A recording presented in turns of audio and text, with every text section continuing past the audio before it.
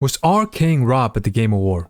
If you haven't heard, apparently there was a category for the best video game adaptation during the Game Award, which isn't something I often pay attention to much if I'm being honest, but I can't help but notice a headline that Arcane had been denied the best adaptation for 2024, which basically outlines the title that best adapts a video game into a show exclusively, if I'm correct, so it doesn't include like films or anything else, just TV shows. Now among the nominees, I really have only seen Arcane in its entirety and the first few episodes of Fallout, and for a good reason I would say, and I'll explain later why. I also haven't played any of the Fallout games, but I have done some digging, and it does seem to capture the nature and tone of the video game for the most part, at least according to other people. Obviously I can't confirm or deny personally because I haven't watched it, but I mean, considering it's an RPG about an apocalyptic wasteland, I don't see how you wouldn't be faithful to the game, at least to a large degree, since the initial concept in itself opens up an entire world of possibilities. Also, I can't really speak on the other candidates such as Tomb Raider, Knuckle, or Yakuza because frankly,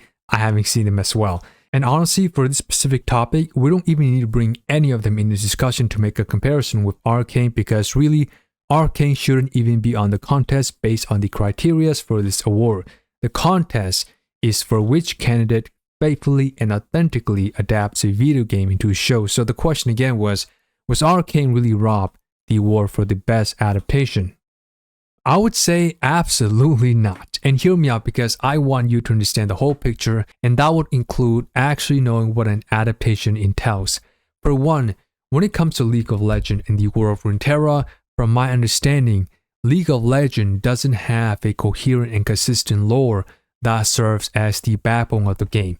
It's a MOBA, and while the game does have rich collection of lore scattered across champion biographies, right, you might have like short stories, cinematic trailer, but it doesn't, I mean, if you look at any of that, it doesn't have a singular cohesive lore or narrative, right, that players experience as they would in an RPG or your typical story-driven title.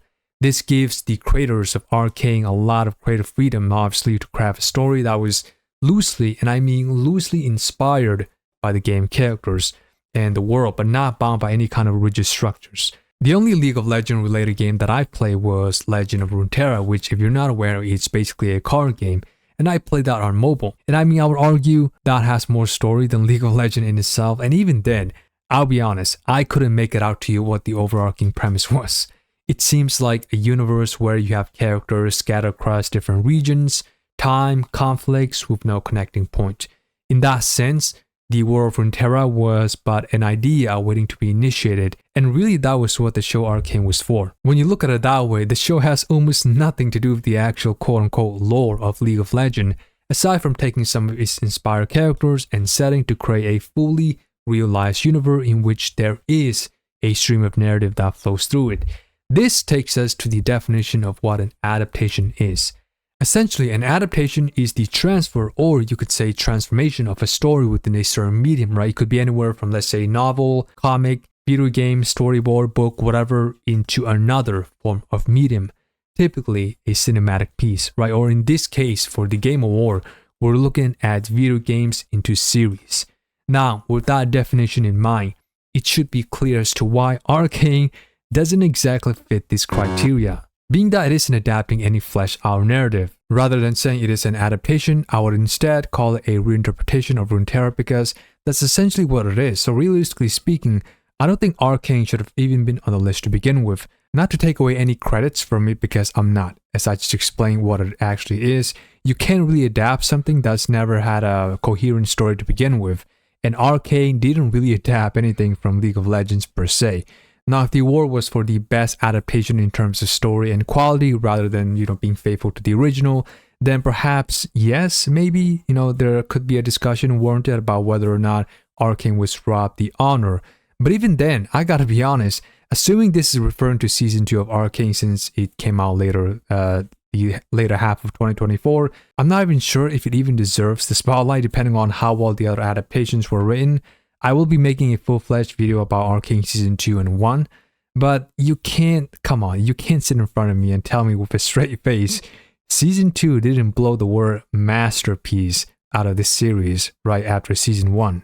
As for the Fallout show, I did mention that I only saw the first few episodes. I think I stopped somewhere in episode 3 mainly because I found it extremely lackluster and boring in my opinion. The opening sequence in itself didn't really capture my attention all that much for me to want to stick around. I was basically forcing myself to continue watching just to see if it got any better. Unfortunately, it didn't. I think one of the main problems I have is how familiar this kind of story setting is to me. I've seen way too many post-apocalyptic worlds where the themes, characters, and plot beats feel recycled and predictable in a bad way, right? The whole ragtag group of survivors navigating a wasteland setup has been done countless times and better, I would like to add.